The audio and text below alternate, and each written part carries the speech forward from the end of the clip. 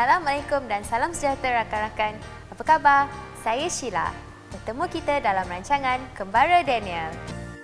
Bagaimana kita bercerita, belajarlah caranya. Intonasi dan sebutan betul, gunalah bahasa sesuai. Sebutan mesti betul dan jelas.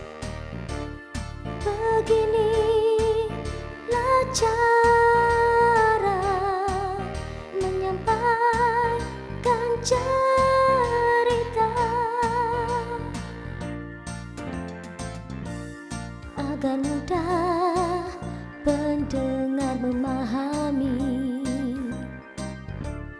jadi menarik dan seronok.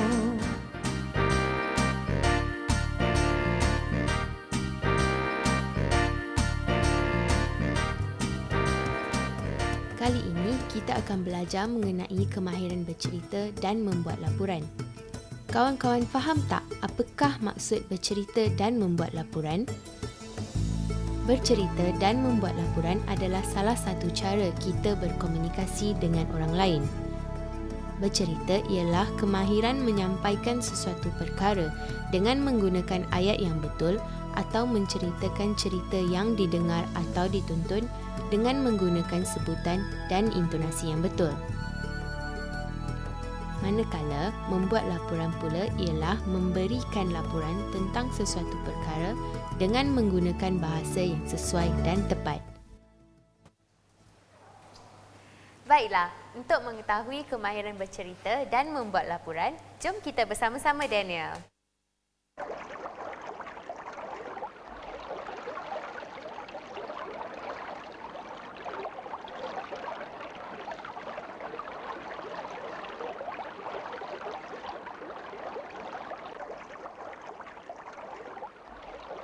Hai kawan-kawan, saya Daniel. Kawan-kawan apa khabar? Sehat? Bagus. Hari ini saya berkelas bersama Kak Mia dan kawan-kawan saya, Steven, Janet dan Linggam. Tempatnya cantik. Air sungainya jernih dan sejuk. Di sini juga banyak batu. Kawasan ini dikelilingi oleh hutan. Ada banyak burung di sini. Jomlah ikut saya mandi.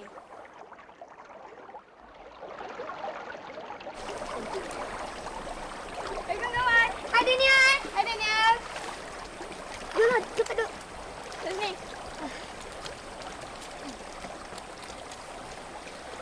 Kamu pergi ke mana tadi, Daniel? Puas kakak cari.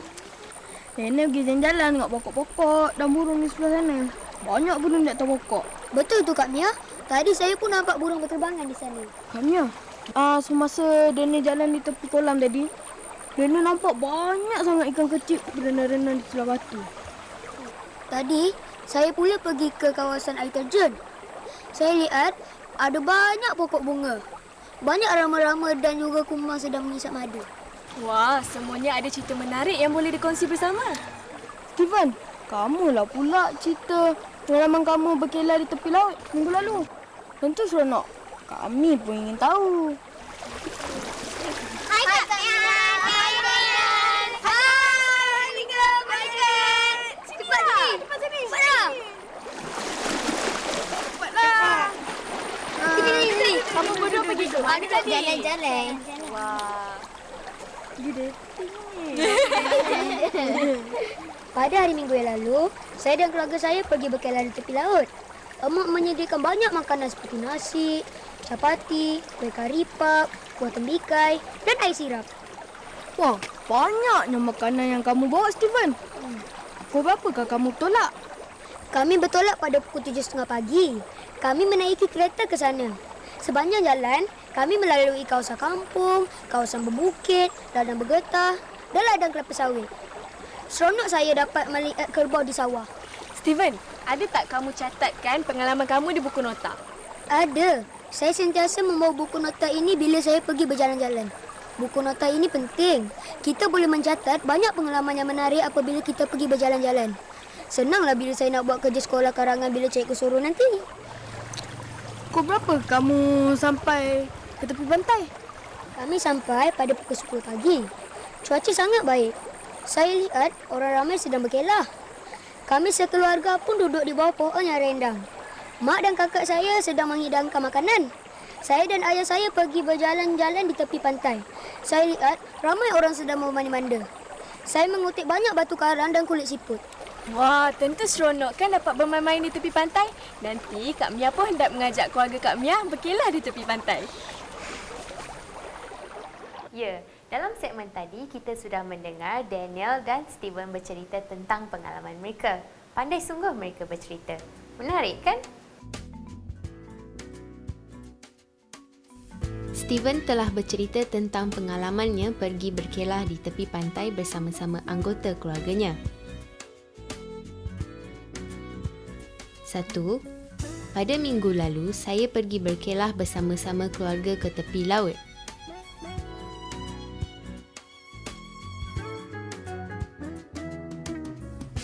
2. Mak saya menyediakan banyak makanan seperti nasi, capati, kari ayam, kuih kari pap, buah tembikai dan air sirap.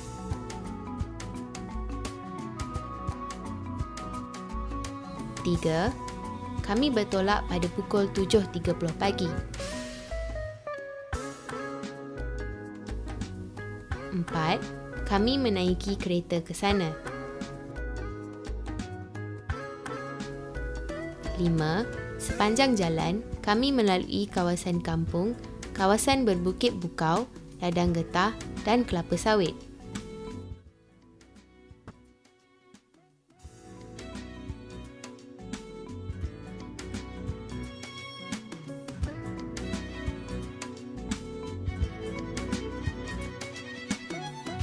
Daniel, semalam saya nampak awak membaca buku cerita. Buku cerita apa yang awak baca? Oh, itu buku cerita tentang sang kancil dengan sang buaya. Ceritanya mengisahkan sang kancil yang berbadan kecil tetapi ia cerdik. Sang kancil berbadan kecil dapat mengalahkan sang buaya yang besar dan ganas. Tak sangka ya, sang kancil yang kecil itu pun dapat mengalahkan sang buaya yang besar. Daniel, ceritalah lagi. Daniel, ceritalah. Baiklah, ceritanya begini. Pada suatu hari, sang kancil kehausan. Sang kancil berjalan-jalan di tepi sungai. Sang kancil hendak minum air di sungai itu. Sedang sang kancil minum air, tiba-tiba sang buaya menggigit kaki sang kancil. Sang kancil terkejut, tetapi sang kancil tidak panik. Sang kancil berfikir bagaimana nak lepaskan dirinya daripada menjadi makanan sang buaya. Lalu sang kancil mencari akal. Sang kancil pun memberitahu sang buaya bahawa yang digigitnya tu bukanlah kaki sang kancil, tetapi sebatang kayu. Sang buaya percaya dengan kata-kata sang kancil tu, lalu melepaskan gigitannya. Sang kancil pun melompat ke atas tebing dan ketawa. Ha ha ha ha ha ha ha ha. Sang kancil berjaya melepaskan dirinya daripada sang buaya. Wah, pandai sungguh sang kancil tu ya. Daripada cerita tadi, kita mendapat pengajaran supaya kita sentiasa berfikir dan menggunakan akal ketika ditimpa kesusahan. Orang yang selalu berfikir adalah orang yang bijak. Terima kasih Daniel, menarik cerita kamu. Sama-sama.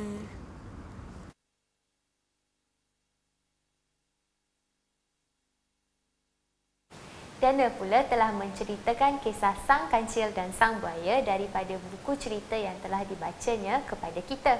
Macam mana kawan-kawan? Seronok tak cerita Daniel tadi? Pandai betul Daniel bercerita dengan gaya, sebutan dan intonasi yang betul. Daniel juga telah menggunakan susunan ayat yang betul semasa bercerita. Menarik kan? Sebagai contoh, mari kita lihat dialog yang digunakan oleh Daniel ketika bercerita tadi. 1. Pada suatu hari, sang kancil kehausan. 2. Sang kancil berjalan-jalan di tepi sungai. 3. Sang kancil hendak minum air di sungai itu. 4. Sedang sang kancil asyik minum air, tiba-tiba sang buaya menggigit kakinya. 5. Sang kancil terkejut, tetapi sang kancil terus memikirkan cara hendak melepaskan dirinya daripada gigitan sang buaya. 6. Sang kancil memberitahu sang buaya bahawa yang digigitnya itu bukanlah kakinya, tetapi sebatang kayu. 7. Sang buaya percaya dengan kata-kata sang kancil, lalu melepaskan kaki sang kancil. 8. Sang kancil pun terus melompat ke atas tebing sambil ketawa kerana telah berjaya memperdaya sang buaya. Ya murid-murid, kemahiran bercerita dan melapor mestilah menggunakan ayat yang betul. Selain itu, kita juga mesti menggunakan sebutan dan intonasi yang betul apabila bercerita. Dengan ini, orang yang mendengarnya juga akan lebih mudah memahami dan berasa seronok dengan cerita kita.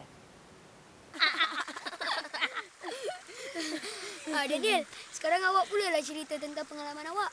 Ya, saya pun ada pengalaman menarik yang ingin saya kongsikan dengan kawan-kawan. Pada minggu yang lalu, saya dan Kak Mia pergi ke pasar malam pada jam 7.30 malam. Pasar malam tu terletak berhampiran dengan rumah kami. Jadi kami jalan kaki je lah pergi ke sana. Suasana di pasar malam tu sungguh meriah. Dan lampu berwarna-warni dipasang di setiap gerai. Di pasar malam tu juga ada ramai orang, macam-macam barang ada kat sana. Ada yang menjual ikan, sayur-sayuran, buah-buahan, pakaian, alatan dapur, permainan, makanan dan minuman. Suasana di pasar malam tu sangat bising. Peniaga berlumba-lumba mencari pelanggan untuk membeli barangan mereka. Pembeli tawar-menawar harga barang yang ingin mereka beli. Dan ada juga peniaga yang menawarkan potongan harga rendah kepada pembeli. Daniel, apa yang kamu beli di pasar malam tu? Saya beli kuih apam balik, kari pap dan jagung rebus. Saya juga beli sebuah buku cerita. Kak Mia, pula beli apa? Di pasar malam tu, Kak Mia beli sehelai kain tudung, sebilah gunting dan sebuku benang. Apa yang berlaku lagi di pasar malam itu, Daniel? Kawan-kawan nak tahu, pada malam tu satu kejadian telah berlaku. Kejadian apa tu, Daniel? Semasa Kak Mia sedang sibuk membeli tudung, tiba-tiba saya terdengar seorang perempuan tua menjerit meminta tolong. Saya pun menoleh ke arah suara tersebut. Saya lihat orang ramai sedang mengejar seorang pemuda. Pemuda itu telah meragut beg tangan perempuan tua tu. Suasana di pasar malam tu menjadi kelam kabut. Selepas tu, apa yang berlaku? Akhirnya pemuda tu telah berjaya ditangkap dan diserahkan ke balai polis. Kesian nenek tu. Nasib baik orang ramai sedia memberi bantuan. Terima kasih Daniel dan Kak Mia kerana sudi berkongsi cerita di pasar malam.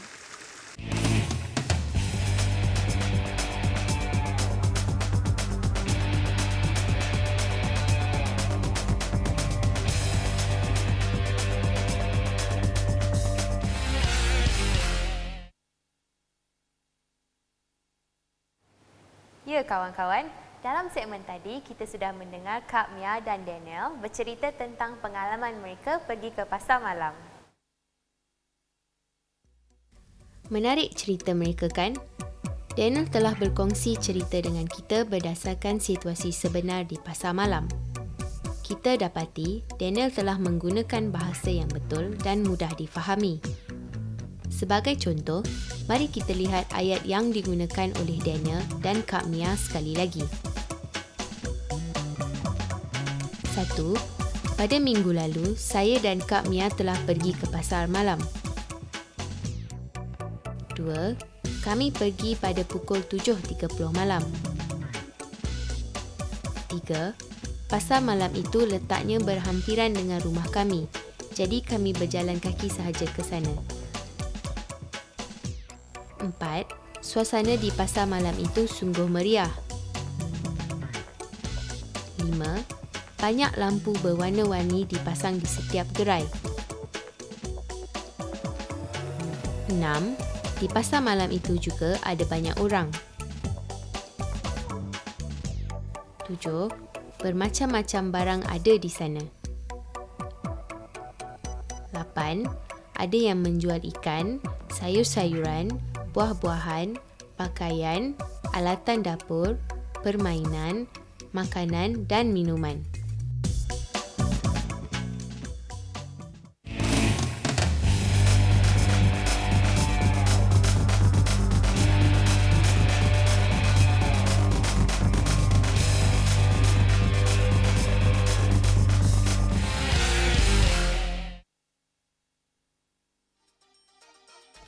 Satu, semasa Kak Mia sedang sibuk membeli kain tudung, tiba-tiba saya terdengar seorang perempuan tua menjerit meminta tolong. 2. Saya pun menoleh ke arah suara tersebut dan saya lihat orang ramai sedang mengejar seorang pemuda. 3. Pemuda itu telah meragut beg tangan perempuan tua tersebut. 4. Keadaan di pasar malam menjadi kelam kabut. 5. Akhirnya pemuda itu telah dapat ditangkap dan diserahkan ke balai polis. Murid-murid, kemahiran bercerita sangat penting. Sekiranya kita ingin bercerita tentang sesuatu perkara berdasarkan sesuatu yang berlaku, kita hendaklah bercerita dengan menggunakan bahasa yang betul dan mudah difahami. Jika murid-murid dapat menceritakan sesuatu perkara yang dialami dengan bahasa yang betul, cerita berikut akan lebih mudah difahami dan disampaikan kepada pendengar. Mulai sekarang, kamu bolehlah berlatih bercerita dan menyampaikan cerita kamu itu dengan gaya, intonasi dan ayat yang betul kepada rakan-rakan yang lain.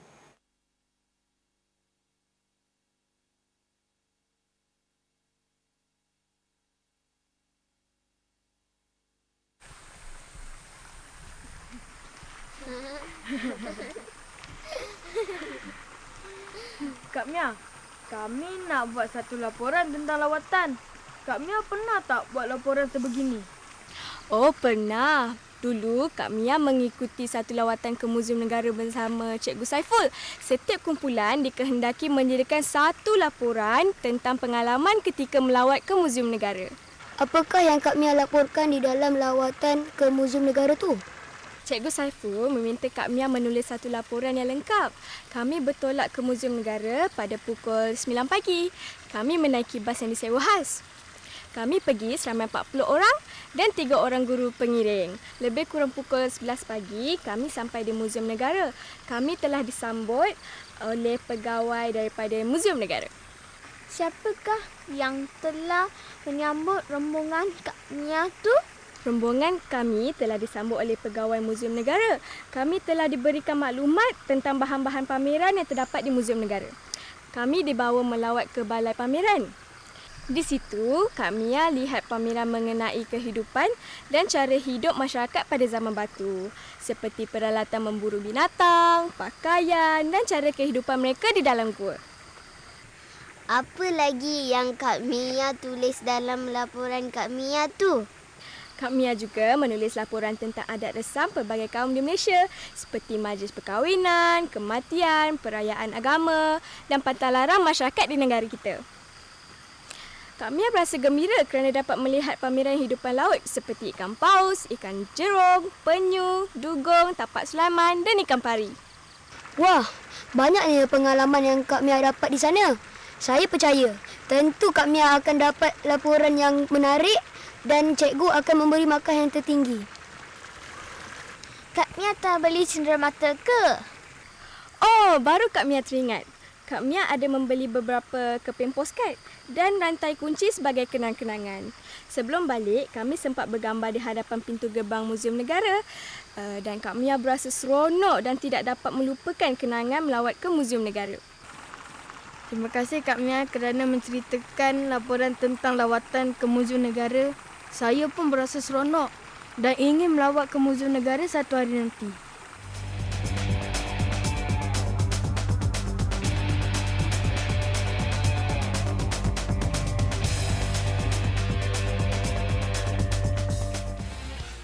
Kawan-kawan, dalam segmen tadi kita sudah mendengar Kak Mia melaporkan pengalamannya melawat ke Muzium Negara. Membuat laporan adalah salah satu cara bercerita.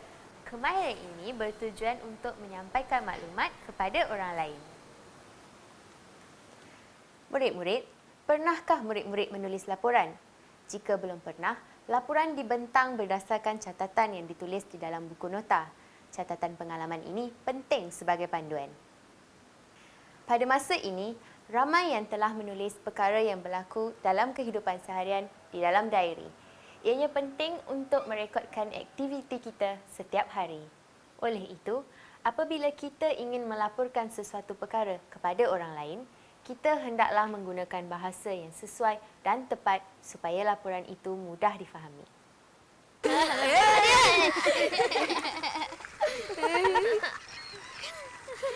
Wah, nampaknya semua orang sudah bercerita tentang pengalaman masing-masing. Pengalaman tu bolehlah kita kongsikan dengan orang lain atau dicatat dalam buku nota. Kak Mia, cepatlah. Perut saya dah bunyi dah ni. Nanti lepas makan, boleh kita mandi sungai. Kamu ni Steven, kalau pasal makan memang nombor 1. Memang tak lupa. Ya kawan-kawan, demikianlah pelajaran kita tentang kemahiran bercerita dan kemahiran membuat laporan untuk hari ini. Diharap kawan-kawan telah mendapat pengajaran daripada kisah minggu ini ya. Oleh itu, apabila kita ingin bercerita atau melaporkan sesuatu perkara, kita mestilah bercerita dengan menggunakan sebutan, intonasi dan gaya yang betul. Dengan cara ini, barulah cerita kita menarik dan mudah difahami oleh orang lain. Sebelum berpisah, silalah jawab soalan-soalan ini. 1. Apakah maksud bercerita? 2. Apakah maksud bercerita dengan menggunakan sebutan dan intonasi yang betul? 3. Mengapakah kita mesti menggunakan bahasa yang betul apabila bercerita? 4. Bagaimanakah cara untuk menceritakan pengalaman kamu ketika melawat ke sesuatu tempat? 5. Nyatakan kepentingan buku nota dalam kemahiran bercerita dan membuat laporan.